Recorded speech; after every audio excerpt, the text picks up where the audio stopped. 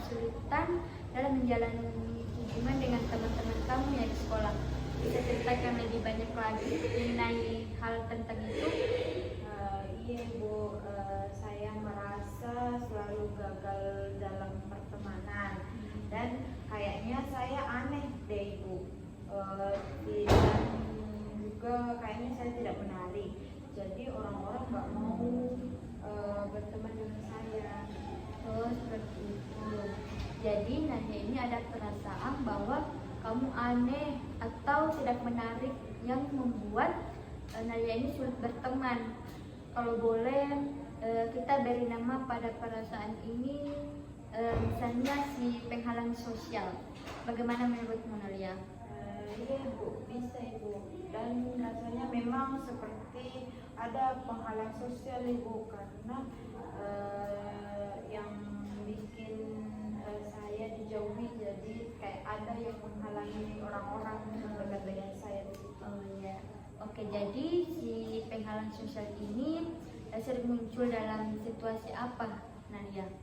Biasanya sih pas istirahat Ibu.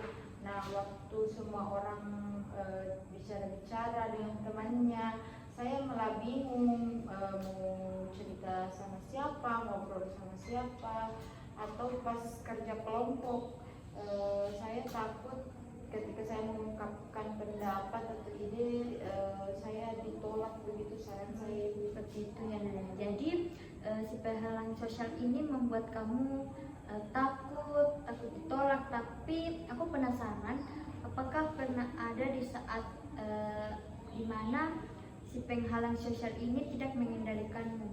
Mungkin saat kamu bisa sedikit lebih nyaman berinteraksi. Sebenarnya waktu itu pernah saya bicara sama teman kelas saya tentang game, dan itu lumayan lancar dan terbuka itu, tapi itu cuma sekali. Begitu ya. Wah, jadi itu sangat menarik ya. Jadi ada momen di mana si penghalang sosial ini dan sebelumnya berkuasa. Bisa diceritakan lebih detail pada saat itu? Iya Bu, kan saya memang suka main game, dan ternyata teman saya juga suka main game. Jadi pas saya tanya-tanya karakter favoritnya, dia responnya bagus karena nyambung begitu Bu. Jadi rasanya lebih santai bicara. Kalau kita lihat dari situasi itu, kira-kira yang membantu saat itu sehingga si penghalang sosial ini tidak terlalu kuat.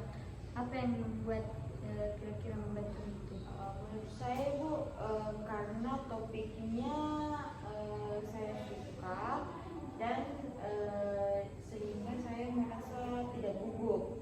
Juga saya nggak harus berpikir bahwa saya harus sempurna cerita, karena kan itu kayak topik santai saja Ibu, soal game. Seperti itu. Jadi ketika Nadia fokus pada hal yang kamu sukai dan tidak menemukan diri sendiri, si penghalang sosial ini bisa dikalahkan ya.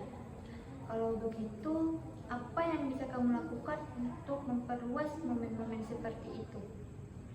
Saya bisa cari teman Ibu yang punya hobi yang sama dengan saya mungkin, dan coba lebih sering ngobrol dengan orang-orang terkait hal-hal kecil saja.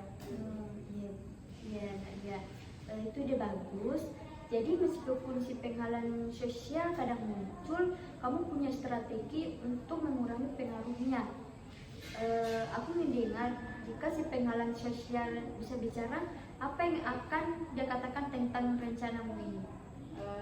Mungkin dia akan bilang bahwa saya pasti akan gagal lagi, dan saya percaya bahwa saya ini sekarang tahu rasa takut saya itu berada di mana. Seperti itu, cepat sekali. Jadi Nadia, kamu mulai mengenali suara si penghalang sosial itu dan punya cara untuk menghadapinya.